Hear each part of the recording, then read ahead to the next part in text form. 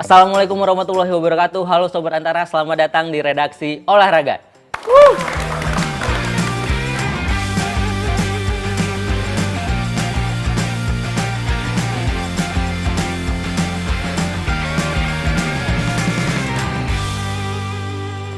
Sejarah tercipta, Timnas Indonesia lolos ke ronde 4 kualifikasi Piala Dunia. Tapi di laga terakhir, Indonesia mendapatkan oleh-oleh dari Jepang 6-0 tanpa balas. Dan sekarang udah ada bersama saya 3 rekan jurnalis olahraga Antara yang tentunya nggak hanya ngelihat skor tapi cara main Timnas selama ini. Nah, dari 2 laga terakhir Timnas kita nih melawan Jepang dan terakhir Cina, gimana analisa dan komentar teman-teman semua? Benar. Lepas jam dulu biar nggak berat. Biar nggak berat mainnya ya. Biar nggak berat. Oh, keberatan. Iya, karena ada jam. Kita ngeliat jam mulu nih gitu. Lawan Jepang tuh ngeliat jam mulu.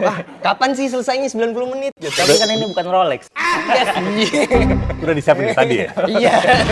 Ya permainan emang lebih oke sih waktu lawan Cina sih. Kan juga banyak pujian ke Pak Kluivert bahwa beliau mau kasih kepercayaan ke teman-teman pemain lokal kita yang main di Liga 1. Tapi berikutnya kan ya, pertandingan terakhir yang sudah tidak menentukan, kita sudah pasti lolos ke putaran keempat. Kita disuguhkan kekalahan yang ada bagusnya sih menurut saya. Karena kita jadi tahu posisi kita tuh di mana gitu loh. Bahwa sama ini kan fans dan mungkin beberapa pandit ngerasa gila ini udah ini banget nih, naik to the next level banget gitu kan. Next level. Ternyata kan ya saat dikasih kekuatan terbaik Asia segitu jauh gitu jaraknya, kita masih ya begitu masih di sana gitu. Timpang banget ya kualitasnya. Tapi kan ngelihat Jepang kemarin nggak nurunin skuad semuanya ya. Dan berkaca dari segi statistik, kita shot aja nggak ada gitu. Padahal kita nurunin susunan pemain yang notabene hampir mirip dengan Cina. Ngelihat permainan apa sih yang salah di laga itu? Yang salah. Gak jadi. Kalau kemarin sih benar sih tanpa pemain-pemain terbaik Jepang dan kita malah mainnya nggak ketebak banget. Lemesnya mungkin kalau kata Fajar bener keberatan mungkin. Keberatan. Jam. Keberatan Fajar? Keberatan jam. Ngecek mulu kayak Kazuhito. Nah itu sebenarnya agak disayangkan karena kalau dilihat pertemuan kita dengan Jepang sejak 2024 itu, kita kan udah bertemu 2 kali sebelum laga kemarin, dan itu sebenarnya kalau dilihat dari bukan skor ya, tapi dilihat dari permainan sebenarnya udah mulai bagus. Dari yang kalah 3-1, menurut saya itu emang kalah kualitas. Kita emang sejelek-jeleknya kita tuh di situ. Yang di Piala Asia. Piala Asia. Karena kita masih pemain-pemainnya juga masih belum sebagus sekarang lah gitu. Itu kalah 3-1. Nah, kemudian di GBK kita kalah 4-0. Ya emang kita kalah 4-0, tapi secara permainan kita lebih oke lah, lebih menggigit, lebih bisa nyengat pertahanan Jepang gitu. Karena yang di pertemuan pertama itu benar-benar pertahanan Jepang santai banget karena kita nggak ada peluang yang berarti banget gitu loh. Nah kemudian yang di GBK kemarin kita ada 2 big chance kalau saya cek ya. Itu ada 8 shot kalau nggak salah. Terus kita kalah 4-0 dan itu emang kalah level aja. Tapi emang secara permainan sebenarnya ada peningkatan itu. Sebenarnya poinnya di situ.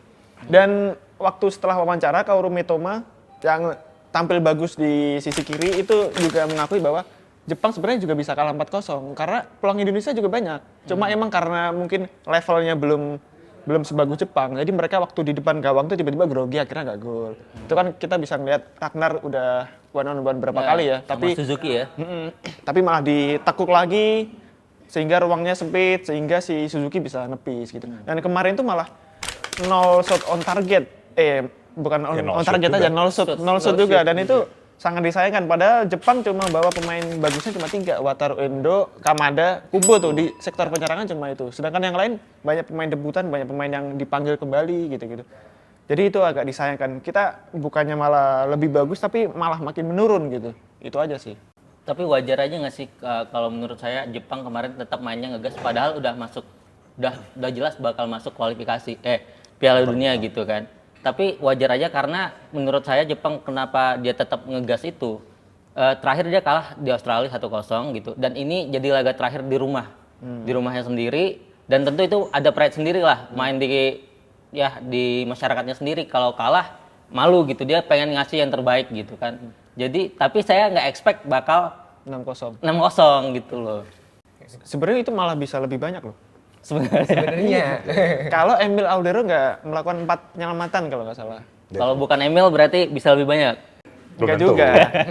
Enggak juga. Maksudnya poinnya adalah kalau dia nggak menyelamatkan peluang-peluang emas Jepang itu bisa 10-0 bisa mengulangi sejarah lawan Bahrain gitu. Aduh. Yang udah lebih dari 1 dekade. Ya itu sih yang agak. Tapi ya nambahin Prada juga sih. Emang waktu dari konversi sebelum pre-match kan emang ini Wataru Endo yang baru bawa Liverpool juara kan emang negesin, kami pengen buktiin we are the best gitu, we are the best in Asia. Jadi emang ya walaupun tadi kan tim ya apa pemain bintangnya cuman si Kubo, Endo sama Kamada, yang lainnya juga pengen jawab ini sih kepercayaan yang dikasih Moriyasu. Dan sebenarnya si Kubo itu kalau kita lihat sebenarnya dia tuh cadangan di Jepang. Yang intinya itu malah Doan. Risu doang. Iya, Risu Doan. Doan kan kemarin cuma nonton kan di bangku penonton. Sama Takumi Minamino. Jadi artinya kita aja dengan Jepang yang cuma kekuatan bagusnya banyak yang hilang, kita kayak gini. Padahal Indonesia skuad terbaik loh ini yang turun. Ini skuad terbaik kemarin. Skuad terbaik. Maksudnya dalam artian dari pemanggilan sebelumnya, ini skuadnya dinilai paling oke gitu. Ada banyak debutan, terus Yakob Yance lagi perform di liga. Banyak hal ya yang bagus lah gitu. Tapi gimana kalau gini, logikanya bahwa Kluivert tadi kan udah nggak berpengaruh, jadi emang pengen ngasih, ini kan kita tahu bahwa biasanya kan dia mainin Rido, Justin sama Ijes. Ya. Kali ini kan dia kasih kesempatan buat si Hilhers main. Kan Ridho cedera bang. Oke, Iya. jikalau Kevin Dix juga dikasih kesempatan main, walaupun cedera juga kemudian Iya, kan. itu fun fact juga tuh. Pas pertemuan pertama dia cedera juga kan. Jangan Iya. mikirin opini yang enggak ya. Enggak. Tapi emang iya. 2 kali main Kevin Dix melawan Jepang ini 2 kali cedera juga gitu loh. Tapi emang kemarin si Kevin Dick emang nggak dalam bukan form ya, apa ya namanya, dalam level fitness yang terbaik lah. Karena kan dia ke Indo kan sebenarnya habis pulih dari cedera. Jadi ya mungkin wajar aja karena lawan Cina juga dia nggak starter. Jadi dia waktu main intensitasnya udah mulai menurun, jadi mungkin dia bisa lebih nyantai. Nah, sedangkan kemarin dia dari awal bener-bener, nah mungkin agak kaget juga di situ si Kevin Dix. Aku ngelihatnya sih lebih ke ini ya, duel Jepang lawan Indonesia tuh perbedaan sistem. Satu sistem yang udah mateng dengan konsep yang sama dari dulu 3-4-3 Jepang, dari Piala Asia sampai sekarang pun mereka masih pakai sama ya.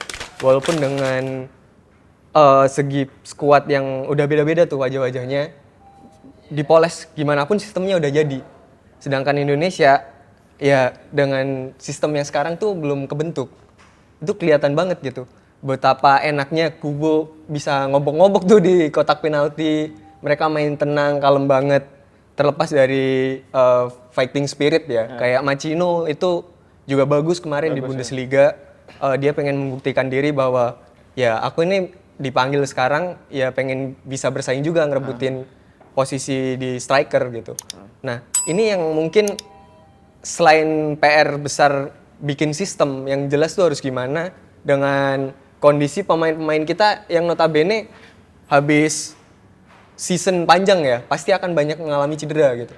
Dan itu tugas tim kepelatihan sih, gimana harus menciptakan, apakah bertahan dengan 5-4-1 atau harus diubah-ubah juga gitu.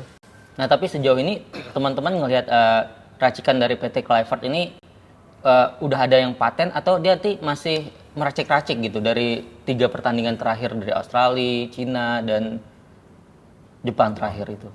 Emang dia yang ngeracik? Aduh. Kan dia pelatihnya gimana sih Pak? Emang siapa lagi? Kan isunya kan bukan dia gitu. Kalau saya sih, iya mungkin dia masih meracik ya, masih meraba-raba formasi mana yang tepat untuk timnya gitu. Karena dari laga lawan Australia yang kalah, kemudian dirubah lagi sistem 3 back lawan Bahrain, kemudian menang. Dan mungkin dia emang ya harusnya ya 4 bulan menuju Oktober ini dia udah menemukan pakem yang tepat lah. At least dia pertahanannya lebih oke, lebih rapat, sistemnya lebih bagus lah. Karena fun fact-nya ketika dia tandang dan melawan tim yang notabene langganan Piala Dunia, kalahnya cukup telak. Dan nggak hanya kalah, maksudnya permainannya juga nggak berkembang. Bener-bener diobok-obok lah bisa bahasanya ya. Sedangkan kita bisa melihat, kalau mungkin kita bisa flashback ya ke zamannya STY yang lawan Australia, itu kan pertahanannya lebih solid ya, lebih solid. Kemudian game manajemen bagaimana Jay Itzas dan kawan-kawan bertahan tuh lebih kompak aja. Mana yang nge-press, mana yang nunggu bola dan sebagainya. Dan lawan Jepang 4-0 itu yang di GBK menurut saya nggak banyak orang yang kecewa karena secara permainan sebenarnya kita juga lebih oke. Nah, kemarin itu sebenarnya terlepas dari skor, emang kita kecewanya gara-gara main kita bener-bener lemes banget. Bener-bener lemes, nggak nge-press, bener-bener golnya kalau kita lihat kan gol easy kan. Iya, Bener kayak dari Kelihatannya gol kayak easy, gini. kelihatannya easy. Iya benar. Ya maksudnya kok bisa sih ini nggak di-press gitu. Kubo begitu bebas lah Kubo di tengah di sayap, kemudian masuk ke tengah, masuk ke depan. Dia benar-benar tanpa kawan. Jadi itu sih yang perlu diperbaiki Kluivert, bagaimana dia sistem bertahannya lebih dibagusin lah gitu. Gimana Bang Rauf? Soal apa nih? Setuju dengan apa yang dikatakan Eza tadi? Ya dalam arti ini sih, setuju bahwa emang Kluivert kan baru nanganin tim 3 kali, 3 pertandingan. 3 pertandingan. 4, 2 kali menang, 2 kali kalah, itu kan? 2 kali kalah. Kata Paria. Exco. Ada buktinya ya? Iya, ada Nah, bukti. jadi kan emang kayaknya sih, dia kan emang selalu, namanya timnas kan beda sama klub ya? Klub Iya, ya bisa hari-hari gitu kan, emang sangat wajar sih dia masih kayak kata si Zaro masih ngeraba gitu. Gimana pun kan baru yang si Kluivert juga bilang bahwa saya sangat bersyukur nih ada bisa ngumpul lama saat TC di Bali kan. TC di Bali berapa hari? Sepekan, lebih dari sepekan lah, 10 hari atau berapa gitu, apa 2 pekan malah. Jadi dia lebih benar-benar bisa kenalin anak-anak asuhnya lebih dalam gitu kan.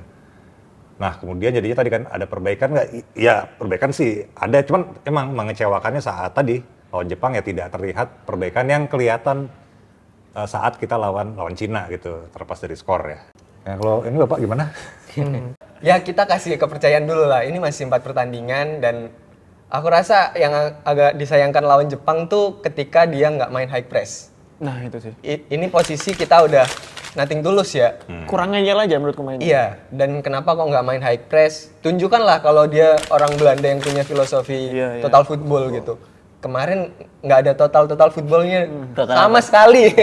Burger bis. Total dia bobok kemarin. Nol shot kita. Iya gitu. Kreasi peluang nggak bisa. Jadi bener-bener dihajar sama Jepang yang sebenarnya Jepang nih lagi dalam project setelah gagal ya dari Piala Asia dengan generasi emas mereka memang pengen menunjukkan gitu. Sejauh ini tim paling produktif di round ini dan tim paling sedikit kebobolan gitu. Jadi seenggaknya kita bisa bikin 1-2 gol tuh udah bagus lawan Udah Jepang. bagus, Gitu. iya benar. Menunjukkan bahwa ya Indonesia tuh sebenarnya nggak jauh kok levelnya. Ini kelihatan banget kita berada di level Jepang di sini, Indonesia di sini gitu, jauh. Iya, Itu jauh. Sangat jauh gitu, nggak kelihatan Iya, udah gitu. Padahal Jepang juga itu maksudnya yang disayangkan mereka nggak turun di squad terbaik gitu. Dan Iya. Moriyasu kan sebenarnya udah jadiin 2 laga lawan Australia dan Indonesia sebenarnya buat nyoba-nyoba pemainnya. Ya. Karena yang lawan Australia ke Indonesia sebenarnya ada 9 perubahan yang di dalam starter. Itu segitu apa ya, dalam artian nggak niat gitu ngelawan Indonesia, kayak ya udahlah bisa kok ini pakai lapis 2, lapis 3 aja bisa. Dan Begitu bahkan disepelekan ya. ya mungkin ya Oh, ini Pak, mau eksperimen untuk kedepannya. bahkan kaptennya aja Kubo kapten. Iya. Biasanya kan Wataru Endo. Wataru Endo. Udah kelihatan ya. Itu bahkan kapten masa depannya. dia udah meracik tim ini jangka panjang banget bahwa kayaknya Indo ini udah umur 32 dan The nextnya siapa udah dicoba si Kamada kan sebelumnya, kemudian Kubo kemarin. Jadi sebenarnya Jepang kemarin sebenarnya nggak ngegas banget kemarin. Nah, kan ini kali ini banyak pemain barunya juga nih yang dipanggil sama Kluivert gitu kan. Teman-teman ngelihat yang paling adaptif sama di bawah arahan Peter Kluivert ini ada nggak? Atau yang kayaknya belum klop-klop banget nih sama racikan dari Kluivert gitu sejauh ini? Yang siapa nih? Yang pemain baru? Iya, ya boleh pemain baru ataupun yang udah biasa dipanggil timnas gitu. Siapa ya? Udah, bilang aja Mas Eza. sebut lah. Sebut aja. Enggak, kalau di akun-akun bola X ya, Ini di akun bola ya. akun bola ya. Bukan Dan kita gua ya. menyayangkan juga sih mereka kenapa membandingkan, Messi Hilgers kok segini doang gitu. Padahal dia main di Liga Eropa. Ya mending ini. Ya nggak gitu. Ya, nggak Sistem bisa. kita belum kebentuk secara apa yang sesuai dengan Hilgers juga beda gitu. Ya, setuju. Jadi jangan disalahin dulu deh pemainnya. Jangan kita nyari kambing hitam kekalahan 6-0 tuh karena pemain gitu. Tapi memang ini masih proses dan baru 4 pertandingan, mungkin masih coba-coba juga. Ya walaupun ada poin-poin yang memang disayangkan ya terkait etos kerja, terus juga kenapa kok mentalitinya jauh timpang banget sama Jepang gitu. Yang kemarin aku bingungin di presscon si Kluivert malah bilang bahwa yang mau ditanya wartawan apa sih yang akan kamu perbaiki gitu di next round gitu. Kata dia malah penyerangan gitu. Jadi kan saya bingung. Padahal kita shoot aja nggak ada. Nah iya maksudnya di pertahanan kita juga jelek. Iya, iya. Itu nggak terlalu dimention sama dia. Dan fun fact-nya dia 2 kali tandang kalah telak kan. Kalah telak itu kan artinya pertahanan juga ada masalah Ada gitu. masalah, ya. Dan justru apa ya? Ya bener sih emang penyerangan ada masalah juga karena kalau kita lihat di 2 kemenangan itu kita kemenangan cuma 1-0 kan. Dan yang terakhir lewat gol penalti kan. Jadi sebenarnya masalahnya juga di defense juga ada di penyerangan. Tapi maksudnya kemarin si Kluivert bilangnya cuma di penyerangan aja gitu. Bagaimana dia ingin memperbaikinya gitu. Kemarin tadi Pak, tadi si Prada bilang kan pemain tadi balik ke yang awal banget ya bahwa kan dia ngasih juga kesempatan buat teman-teman main lokal. Iya. Saya sih menyoroti si pemain Persib tuh Beckham Putra. Di lawan Cina dia sih menurut saya cukup ngasih bukti bahwa Dia layak. even bahwa meskipun sebagai pemain pengganti bisa ngasih tadi ya impact lah. Bisa membuktikan gitu walaupun ya secara hasil nggak ngaruh gitu kan, kita udah unggul di babak pertama. Cuman emang waktu lawan si Jepang nggak tahu ya mungkin mungkin saya keliru. Mungkin beda level lawannya juga mungkin ada tekan-tekanan segala macam. Cuman ya nggak keluar tuh yang di match pertama sebagai pemain pengganti itu. Yang terlihat berapa kali kan dia coba lewatin gagal dan masih diulang gitu. Jadi ya salah satu yang mungkin saat lawan Jepang ya termasuk yang nggak perform lah sih. Dan itu hal biasa kan naik turun pemain kan ada bad day office gitu juga. Iya itu sih bener sih, Beckham sih bagus, tapi dia harus digedein lagi sih badannya. Oh badannya. Badannya. Karena kemarin kelihatan banget dia paling kecil kalau nggak salah. Bukan dari ini ya, bukan dari tinggi ya, tapi dari fisik ya. Iya.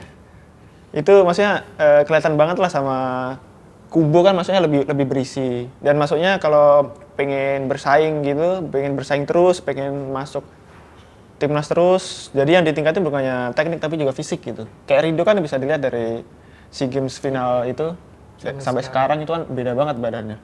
Dan bener sih kalau kata Coach Rauf, kemarin Beckham kurang sekelihatan lawan Cina dan mungkin apa ya?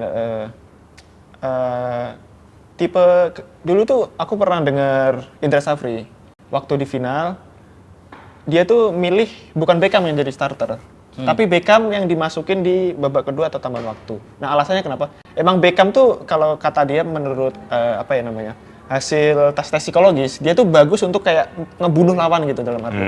Kalau lawan udah capek masukin Beckham udah selesai tuh gitu. Cuma kalau di starter kalau menurut analisis Indra Safri dulu kurang oke gitu. Nah itu mungkin ngefek juga. Jadiin the next Sunarto ya, Beckham ya? Iya kan? The Joker. Dia dulu juga masuk babak kedua gitu. Nah, Udah, secara mentalnya mungkin kayak gitu ya, mungkin dari kacamata Coach Indra ya. Tapi ngelihat fisik timnas nih, kan kali ini kita tesnya lumayan panjang ya. Kalau misalnya pas ketemu Australia itu kan 2 hari doang waktu berkumpulnya. Iya. Jadi masih ada kayak wajar lah ketemunya baru 2 hari gitu. Jadi chemistry juga belum jalan. Tapi ini kan udah cukup panjang. Tapi teman-teman ngelihat nggak ada perbedaan kualitas stamina dari pemain ini setelah berkumpul lama gitu dengan perform dia di timnas? Atau pemain ini ternyata menit 70-an kok udah mulai ngoyo, dulu padahal masih kuat 90 menit gitu. Dulu zamannya siapa? Ya, Ayo, nggak tahu sebut aja. misalnya. Sebut aja. Gimana teman-teman ngelihat itu? Ya. Tadi kan Eza bilangnya kelihatan lemes gitu pemain-pemain kita gitu. Itu dari awal bahkan. Bahkan dari awal. Bahkan dari awal, kalau menurut ini ya, menurut penglihatan saya ya, yang mungkin ini bukan pemain bola, bukan mantan pelatih, atau mungkin kursus pelatih, pure dari penglihatan saya dari awal, kurang energinya, kurang aja, kayak terlalu, kayak silakan masuk, crossing silakan, gitu loh ibaratnya. Iya sih, Itu kayak lebih- golnya lebih- Kamari yang pertama kayak, ya silakan crossing, ya udah. Anjir dong. Jet lag Gak bisa kali. kayak gitu di Piala Dunia bro, gitu kan. Jet lag. Masuk Saitama Stadium tuh langsung jet lagnya. Osaka ya. Terlalu banyak review, ini kan ya.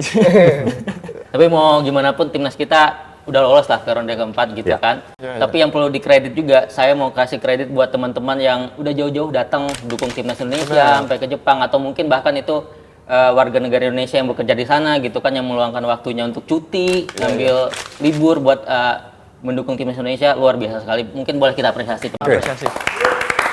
Garuda Jepang namanya. Garuda Jepang. Garuda Jepang. Garuda Jepang. Banyak juga kemarin. Ya, dan selanjutnya kita menatap ke depan. Ada ronde 4 ini finalnya lah gitulah. Itu kemarin Jepang itu kita anggap aja uji coba. Uji coba karena uji coba mahal banget itu bisa ketemu Jepang gitu kan. Iya sih, iya sih. Ya kan, karena kalau mengundang negara dengan tier kayak gitu bisa berapa M gitu. Iya, atau ngundang kasihan, Kasihan, PSSI. PSSI gitu. Kita anggap aja kemarin Lagu uji coba ya. lagu uji coba buat pembelajaran. Nah, teman-teman ini ngelihat ronde 4 peluang kita gimana, yang kemungkinan kita bakal ketemu negara-negara Asia Barat. Asia Barat, Timur Tengah gitu kan. Kemungkinan kita akan ketemu Qatar, Uni Emirat Arab, dan Irak. Karena ngitung ini ya, Prada ngitung kita di pot 3 ya. Iya benar. Jadi total kan berarti apa? Hah? Udah pot 3 lagi. Iya, yang total lolos kan tadi Oman, Arab Saudi, Uni Emirat Arab, Qatar, Indonesia, Palestina. Oman, Saudi. Palestina nggak masuk. Aman pak. Palestina nggak masuk. Ya, oke. Irak. Irak. Yang mana mungkin jadi lawan kita kan? Karena jujur ini ya buat diingat, saya lupa gitu. Apakah kita akan bisa ketemu lawan yang sudah ketemu sebelumnya? Irak kan kita ketemu di round 2, Arab Saudi ketemu di round 3. Mungkin ada yang tahu? Untuk round 3 Kan yang nggak boleh. hanya Jadi, round 3. Round 2 bisa. Jadi kita mustahil satu grup sama Arab Saudi. Iya. Nah, artinya kita kemungkinan ketemu Oman pasti nggak mungkin ya, karena kan satu pot ya. Iya. Oh iya. Qatar. Qatar Dan Irak kemungkinan. Dan Irak. Qatar yang mana markas Uni Emirat Arab kan bisa kan? FIFA Iya, di bisa situ. jadi. Markas FIFA di situ kan? Markas FIFA ada di Markas situ. FIFA Berpengaruh ya di situ ya. Pengaruh. Terus kedua, Irak yang pernah ngalahin kita 1-5 1-5 dan di 2-0. Basra dan 0-2 di GBK. Ya berat sih. Itu Timur Tengah bro. selain teknis juga Iya sih. belakang layar juga. Lain ya. Iya. Ya cuman apa? Menghadapi negara-negara Timur Tengah tuh yang paling krusial ya duel-duel bola atas ya. Oh ini di lapangannya ya. Iya, di lapangannya gitu. Sama eksekusi bola mati yang notabene kita dihancurin juga sama Jepang kemarin kan. Iya. Jadi itu PR besar banget ketika nggak bisa ngelawan itu. Terlepas ntar ada wasit atau apa. Ya itu yang penting teknis dulu lah. Masuk Dalam akal. kondisi tim-tim Timur Tapi Tengah yang harusnya udah banyak pede lah menurut gue ya, menurut saya ya. Karena di round 3 aja kita udah ketemu negara-negara Timur Tengah gitu, Iya, dan kita udah bisa menang gitu. berapa Bahkan nggak kali. kalah kalau nggak salah. Nah iya. Jadi harusnya kita nggak usah takut lah gitu, main aja yang lepas gitu.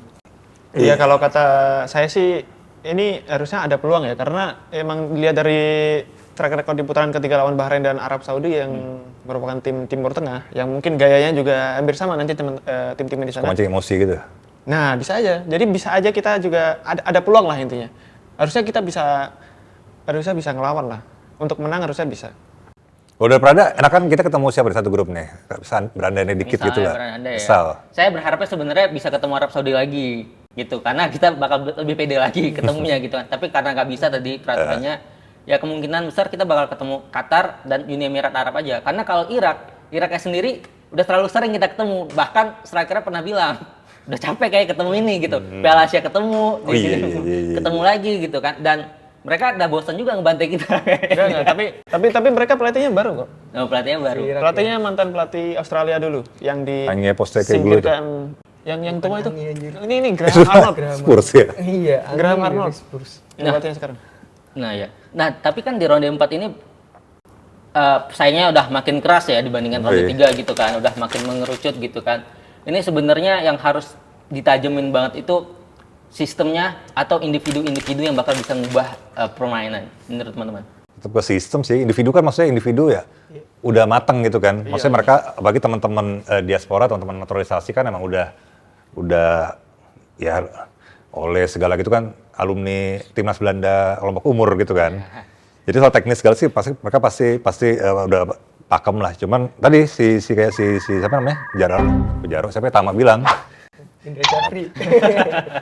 ya sistem mesti emang ada yang klop sih, ada yang apa namanya berkelanjutan gitu. Jadi bisa apa namanya?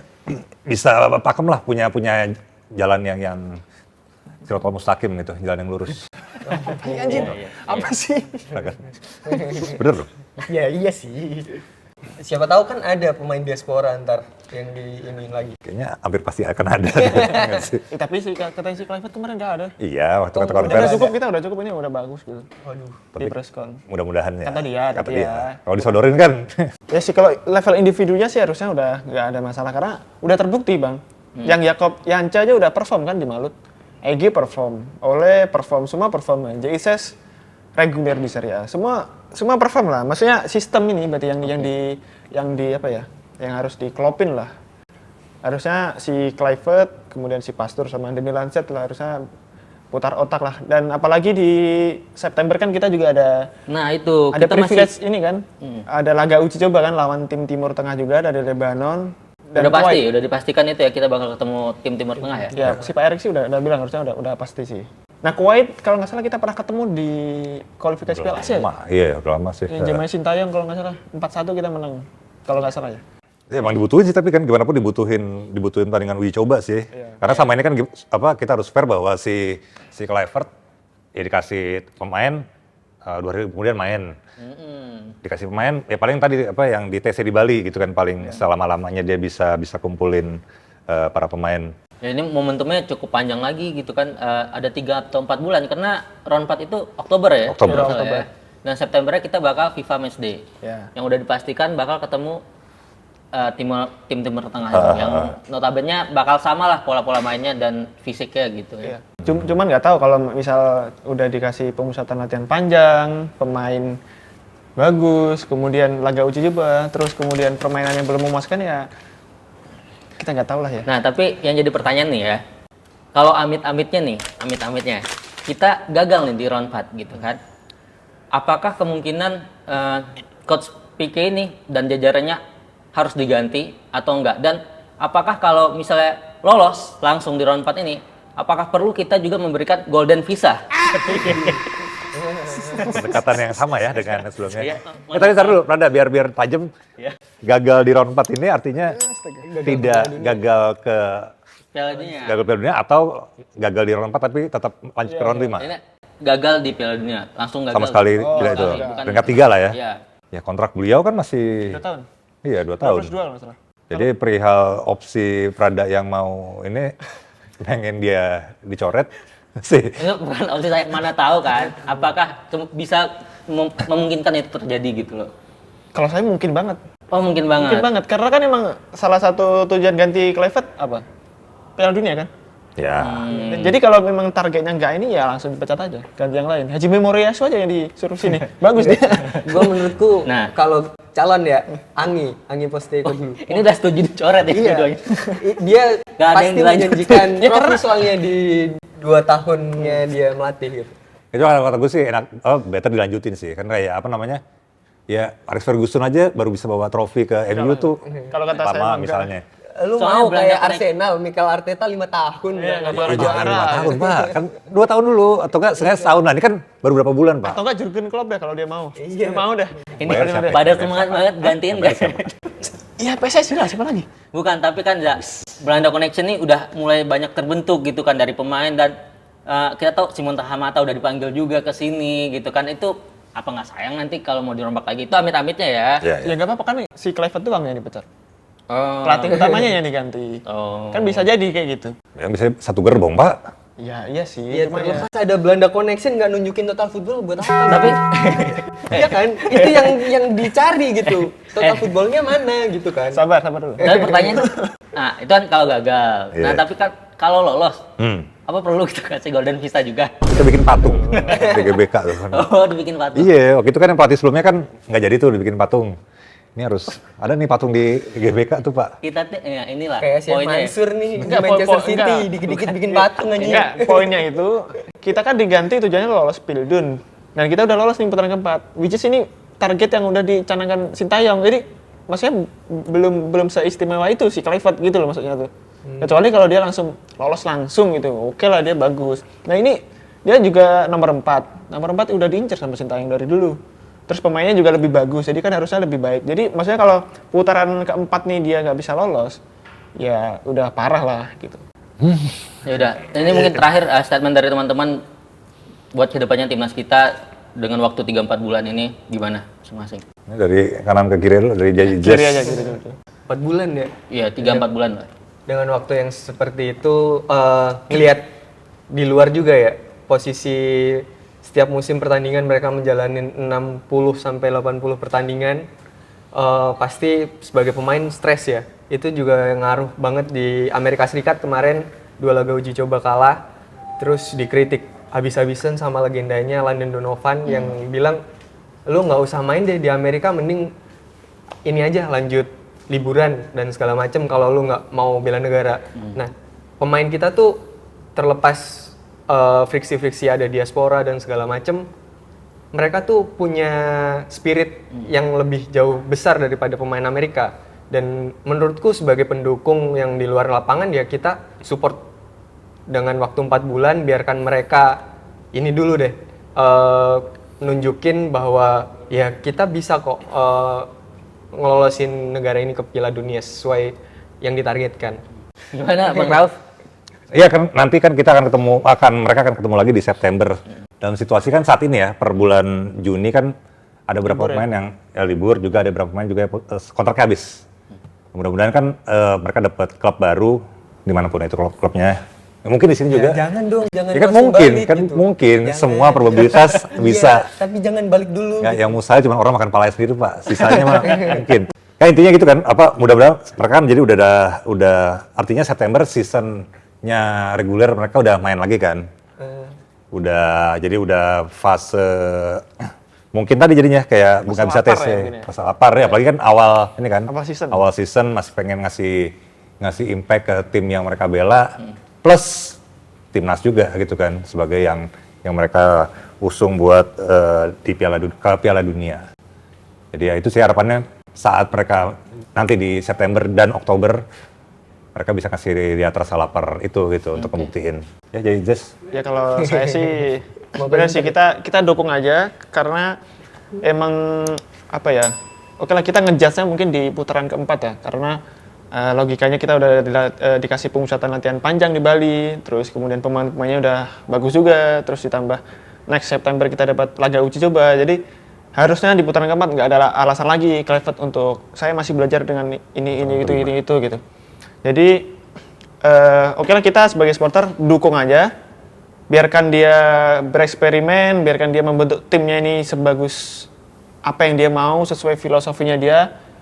Pokoknya kita sebagai supporter yang kita tagih adalah Piala Dunia 2026. Amin. Itu aja sih. Ya amin.